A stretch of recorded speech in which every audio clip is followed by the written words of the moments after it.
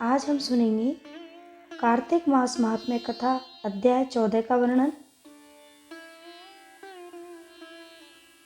कार्तिक मास का आज लिखूं 14वां अध्याय। श्री हरि कृपा करें, श्रद्धा प्रेम बढ़ाएं।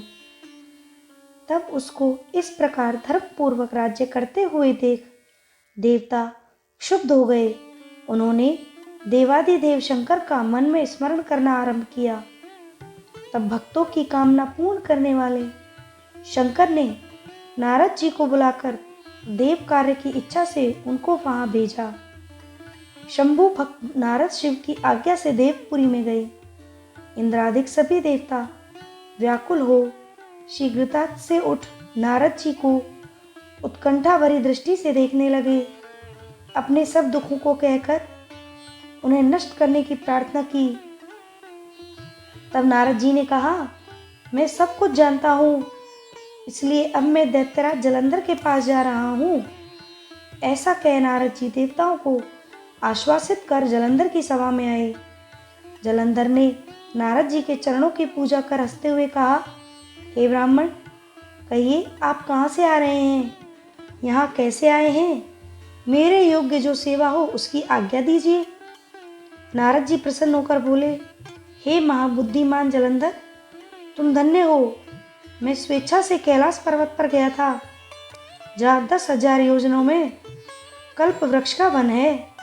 वहाँ मैंने सैकड़ों कामधेनुओं को विचरते हुए देखा तथा यह भी देखा कि वह चिंतामणि से प्रकाशित परम दिव्य अद्भुत और सब कुछ सुवर्णमय है। मैंने वहाँ पार्वती के साथ स्थित शंकर जी को भी देखा, जो सर्वांग सुंदर, गौरवर्ण, त्रिनेत्र और मस्तक पर चंद्रमा धारण किए हुए हैं। उन्हें देखकर मुझे बड़ा आश्चर्य हुआ कि इनके समान समृद्धशाली त्रिलोकी में कोई है या नहीं। हे दैत्येंद्र, उसी समय मुझे तुम्हारी समृद्धि का स्मरण आया और उसे देखने की इच्छा से ही मैं तुम्हारे पास चला आया हूँ। यह सुन जलंधर को बड़ा हर्ष हुआ। उसने नारद जी को अपनी सब समृद्धि दिखला दी।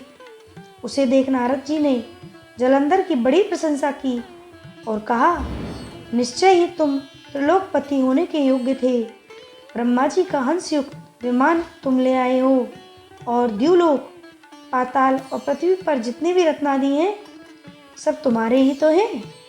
ऐरावत, उच्चैश्रवा घोड़ा, कल्प वृक्ष और कुबेर की निधि भी तुम्हारे पास है।